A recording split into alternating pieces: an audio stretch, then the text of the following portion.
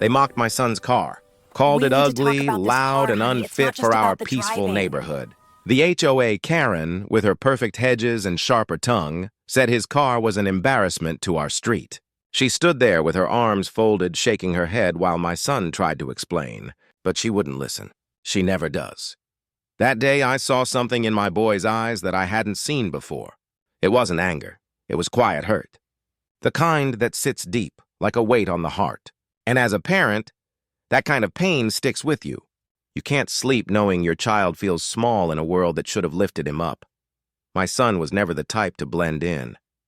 He was born curious, the kind of kid who'd take apart his toy car just to see how it worked, then somehow managed to put it back together better than before.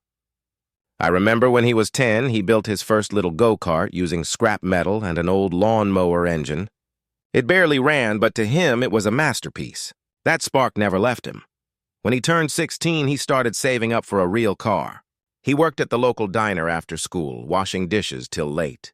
Every dollar went into a little metal box under his bed. While other kids spent their weekends hanging out at malls or scrolling through their phones, he was out in the garage, grease on his hands, determination in his eyes, humming to the sound of the wrench. That old car he bought wasn't fancy. It was rusty, dented, and loud, but to him it was a dream on 4 wheels. Every scratch told a story. Every sound was music. That car became his peace, his escape, and his teacher. But in our neighborhood, dreams like that didn't belong. You see, we live in a quiet area. Nice lawns, fancy mailboxes, and people who think silence means success. Folks here care more about what things look like than what they mean. And nobody cared more than Karen, the self-appointed queen of the HOA. She was the kind of woman who always had something to say. If your grass grew a little too high, she noticed. If your mailbox leaned an inch to the left, she noticed. And if your teenage son happened to love a car that rumbled a bit louder than her comfort zone, well, she noticed that too. One sunny afternoon, my boy was tuning his car in the driveway. The sound of the engine filled the air, deep, strong, alive. I was standing by the porch, holding a cup of coffee, just watching him work. That's when Karen came marching down the sidewalk, lips pursed, phone in hand, ready for battle. "This is a residential area, not a racetrack," she snapped. He looked up politely, wiping sweat from his forehead. "Sorry, ma'am, I was just tuning the engine." She crossed her arms. "Well, it's disturbing the peace. You're violating HOA rules." Her tone was sharp, full of authority, like she owned the whole block. My son nodded respectfully. "I'll keep it down," he said, but that wasn't enough for her. She took pictures. She recorded videos. She even called an emergency HOA meeting that week. Soon enough, a letter arrived in the mail. Notice of violation, excessive noise. I watched the light in my son's eyes dim little by little after that. Every time he'd walk into the garage, he'd look around like he didn't belong there anymore. He started working on the car less and less. He'd sit at dinner quietly, pushing food around his plate. One evening, I found him sitting in the garage, staring at his car with his head down. "Dad," he said softly, "maybe I should just sell it. I'm tired of the complaints. Maybe she's right. Maybe this car doesn't belong here." Those words hit me hard. I'd seen him pour his soul into that car. I'd seen him stay up late, hands shaking, eyes heavy, still refusing to quit. And now one woman's judgment was breaking that spirit. I knelt beside him and said, "Son, let them talk. People like her don't understand passion because they've never felt it. This car, it's not just noise. It's your story. And stories like yours deserve to be told." He didn't say much, but I saw a small smile tug at his lips. That was enough for me. From that night on, something changed. He started working again, not out of anger, but out of purpose. He said, "Dad, if they think this car is useless, I'll show them what it can do." Days turned into weeks, and the sound of tools clinking and engines roaring once again filled the garage.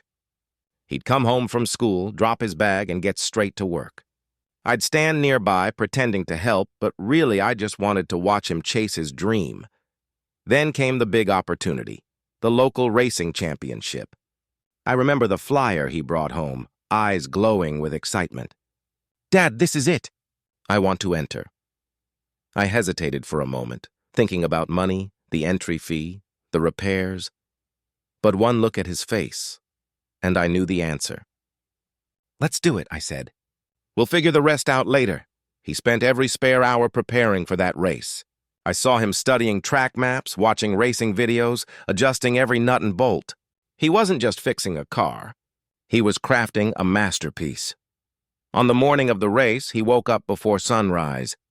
He checked his engine 3 times, packed his tools neatly, and even polished the hood till it gleamed like silver.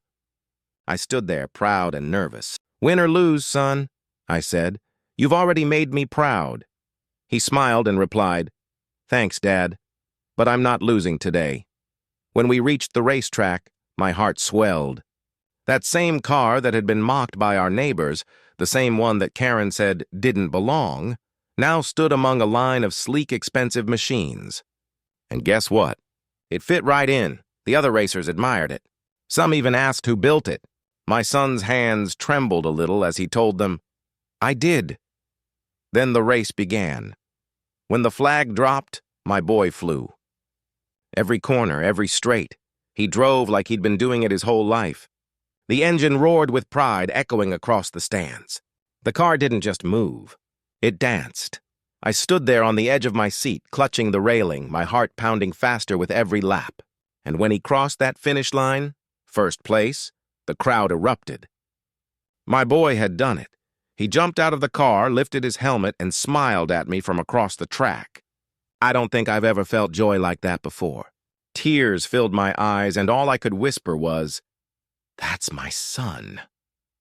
On the way home, the trophy sat on his lap, shining in the glow of the streetlights. We passed by Karen's house, where she was trimming her hedges as usual. She looked up, squinting as our car approached. My son glanced at me with a grin. "Should I rev it, Dad?" I chuckled. "Just a little," he did. The engine purred, not loud, not rude, just proud. Karen froze, eyes wide. For once, she had nothing to say. Not a single word. It was the sweetest silence I'd ever heard. That night, when my son placed his trophy on the mantel, he said, "Dad, she'll never look at this car the same again." And he was right. The next morning, I saw her walking her dog. She stopped in front of our house, stared at the car for a while, then finally smiled, a real one this time. Later that week at the grocery store, she approached me and said, "Your boy, he's quite talented. That car of his might get something special." I nodded, trying not to show how proud I felt. "Yes, ma'am. It really is." That day I realized something important. People like Karen live in boxes built by rules and appearances. But passion, true passion, doesn't fit inside a box. It spills out, it shines, and it reminds the world that dreams, no matter how noisy, deserve space to breathe. So, if you've ever been mocked for what you love, remember this story. If people ever laugh at your passion or try to quiet your dreams, remember, your time will come. The same voices that doubt you today will one day whisper your name with respect. Never stop doing what makes your heart race. Never stop believing in yourself, because success doesn't always shout. Sometimes it roars. And if this story touched your heart, share it. Somewhere, another parent, another dreamer, another underdog needs to hear it tonight.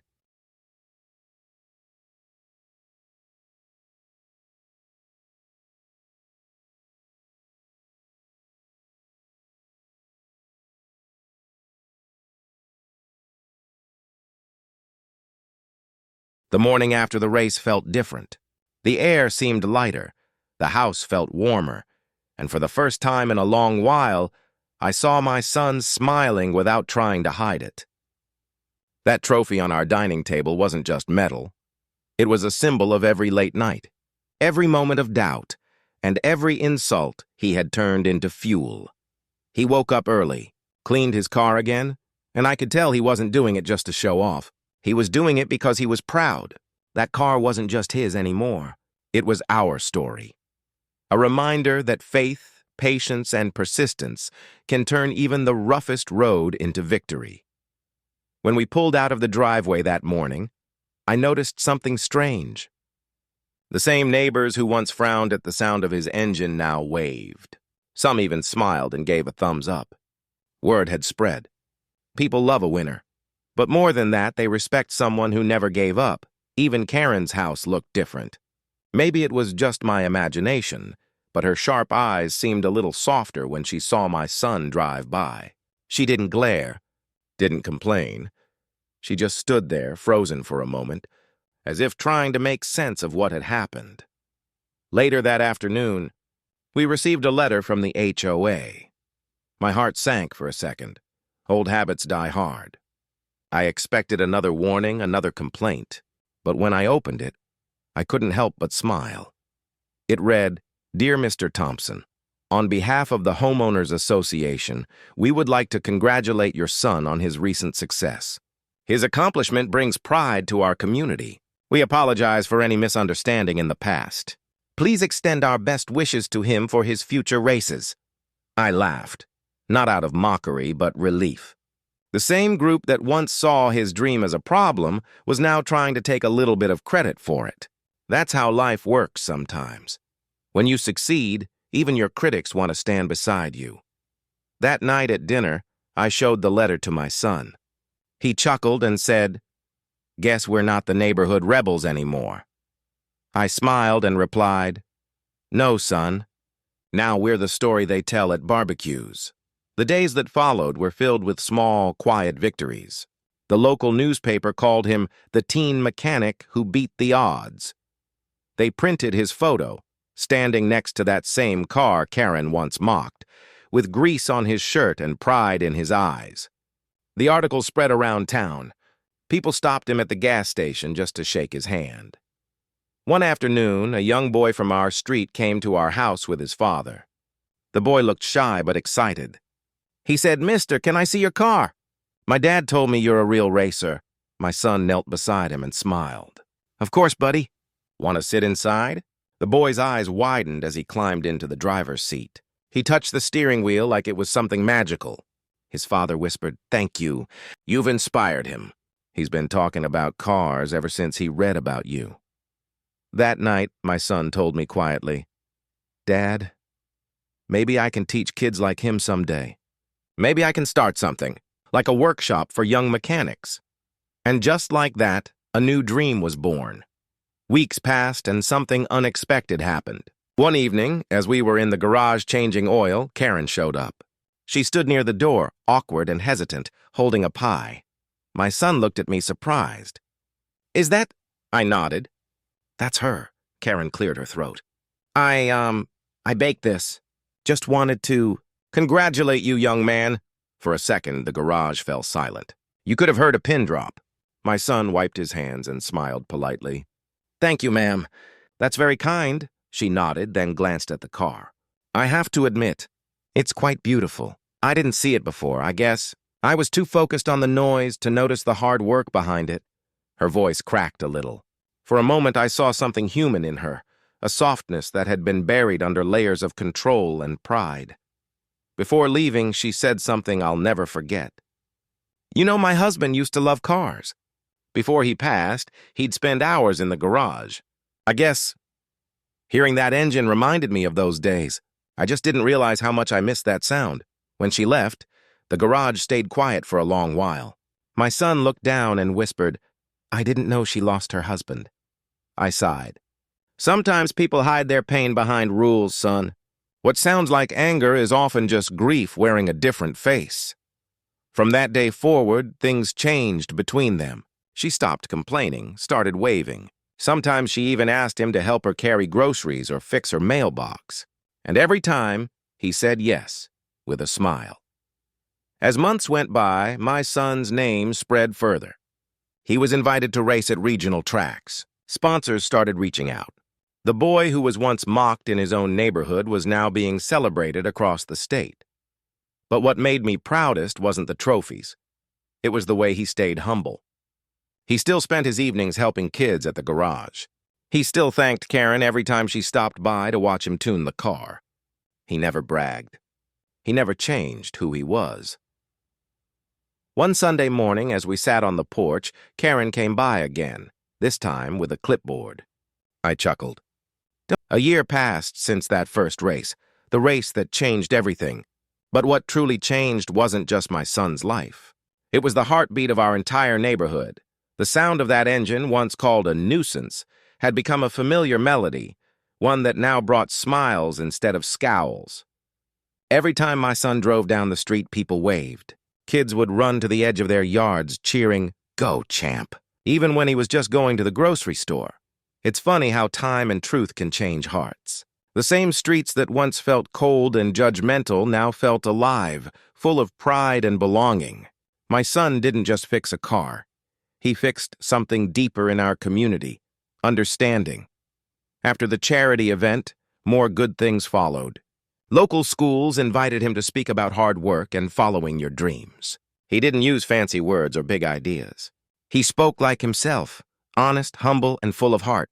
"I wasn't born lucky," he'd tell the students. "I was born curious. I just didn't stop trying." Those words stuck with people. Parents came up to me afterward, saying how their kids wanted to start learning about mechanics. Some even asked my son to mentor them during weekends. So he did. He turned our little garage, the same one that had once been a battleground between passion and prejudice, into a small workshop for kids. Every Saturday, they'd show up in old clothes, ready to get messy and learn.